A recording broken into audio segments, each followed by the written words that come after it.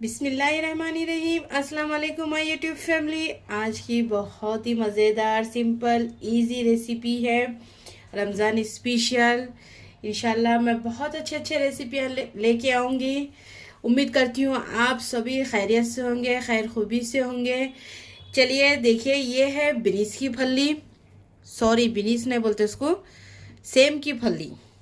ये ना, इसकी फलियों में बहुत कंफ्यूजन हो जाती हूँ। मेरे को तो ज़्यादा तो ये बिनीस की फली, सेम की फली, चपटी फली बोलती हूँ, इसको तो चपटी फली बोलती हूँ मैं, लेकिन ये है सेम की फली। सेम की फली, इसमें इस तरह से मोटे मोटे बीजा रहते। देखिए, ये फली ले लीजिए। ले लेके क्या करीजिए, इसको अच्छी तरह से वॉश कर लीजिए। वॉश करके धो के इस तरह से बारीक बारीक कट कर लेके इसको साइड में रख दीजिए। जिस तरह से हैदराबाद में बनाते ना सेम की फली का सालन, उसी तरह बनाना सिखा रही हूँ मैं आपको। चलिए, अब एक प्रेशर कुकर ले लीजिए। अब इसी के अंदर 3 मीडियम साइज के प्याज डाल दीजिए। अगर बड़े हैं तो 2 ले लीजिए, अगर छोटे छोटे हैं तो 3 ले लीजिए। और ये सालन ना बहुत ही जल्दी बन जाता, बहुत ही सिंपल है। अब इसमें तकरीबन 250 ग्राम मटन डाल दीजिए, गोश्त डाल दीजिए बोनलेस है। अगर आप हड्डी के साथ लेना चाह रहे तो वो भी ले सकते हैं। अब इसको धो के अच्छी तरह से साफ करके मैं रख चुकी थी। अब इसी के अंदर 1 चम्मच अदरक लहसुन का पेस्ट डाल दीजिए। और ये सालन बहुत ही अच्छा है, इसमें आलू भी डले आते, बच्चों को बहुत पसंद आता। आप ज़रूर बनाइए। और इफ्तार में तो बहुत ही झटपट बन जाता, शहर में भी खा सकते हैं, रोटी चपाती रुमाली। और 1 चम्मच नमक डाल दीजिए। मेरे पास छोटा चम्मच है इसीलिए मैं 2 चम्मच डाल रही हूँ। अगर आपके पास बड़ा है तो 1 ही चम्मच डालिए। नमक और मिर्च आपके टेस्ट के हिसाब से डालिए। मेरे पास मिर्च थोड़ी सी कम ही खाते बच्चे मेरे, ज़्यादा तीखा नहीं खाते। अगर तीखा बना दी तो पूरा सालन वैसे ही रह जाता, इसीलिए कम ही डाल रही मैं। अब इसी के अंदर तकरीबन आधा चम्मच हल्दी पाउडर डाल दीजिए। अब इसी के अंदर तकरीबन 2 से 3 बड़े चम्मच ऑयल डाल दीजिए। ये भी आपके टेस्ट के हिसाब से डालिए। अगर आपको कम तेल पसंद तो कम डालिए, ज़्यादा पसंद तो ज़्यादा डाल दीजिए। अगर सालन में किसी को तेल की क्वांटिटी ज़्यादा ही रहना पसंद आती। अब इन सभी चीज़ों को अच्छा मिला लीजिए।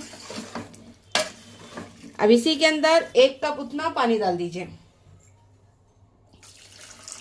अब प्याज को और गोश्त को अच्छी तरह से भून लीजिए। एकदम से ये गलना चाहिए, प्याज भी और गोश्त भी। अब इसको सीटी लगा दीजिए।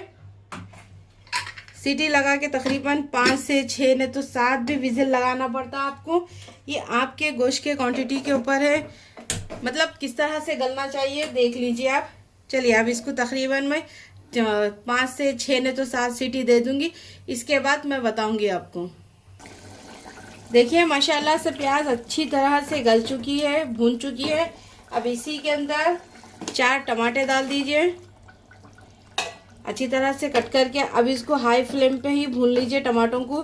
सीटी लगाने की ज़रूरत नहीं है क्योंकि ये जल्दी से भुने जाते, इसीलिए इसको सिर्फ ढक्कन ढक के ही टमाटरों को गला लीजिए। और साथ ही में तकरीबन मैं 4 से 5 छोटे आलू देखिए इस तरह से कट करके और इसको छोटे छोटे साइज में ली। और मैं ये साबित ही डालूंगी।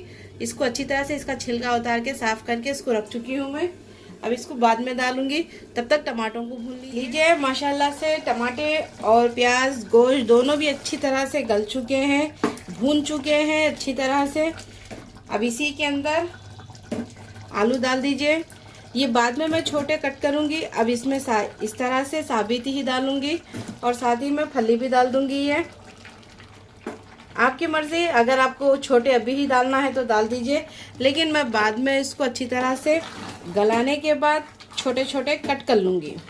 अगर छोटे अभी ही कट करके डाल दूँगी ना, सीटी लगाने के बाद ये हल्का सा गल जाएंगे, इस बात का ध्यान रखिए। अब थोड़ा सा पानी डाल दीजिए। पानी डाल के तकरीबन 3 विजिल लगा दीजिए। सिर्फ 3 विजिल में आपके आलू अच्छी तरह से गल जाएंगे। लीजिए, माशाल्लाह से अच्छी तरह से आलू भी गल चुका है और फली भी अच्छी तरह से गल चुकी है। अब इसी के अंदर मैं डालूंगी कोतमीर, हरी मिर्ची, छोटी मेथी। अगर आपके पास छोटी मेथी नहीं है तो कसूरी मेथी या बड़ी मेथी भी डाल सकते हैं आप। अब इन सभी चीज़ों को डाल के अच्छी तरह से तेल सेपरेट होने तक धीमी आंच पे रख दूंगी मैं। और अब ये आलू को निकाल लूँगी। निकाल के इसके छोटे पीसेस करके इसको इसमें डाल दूँगी। देखिए आलू भी अच्छी तरह से गल चुके हैं।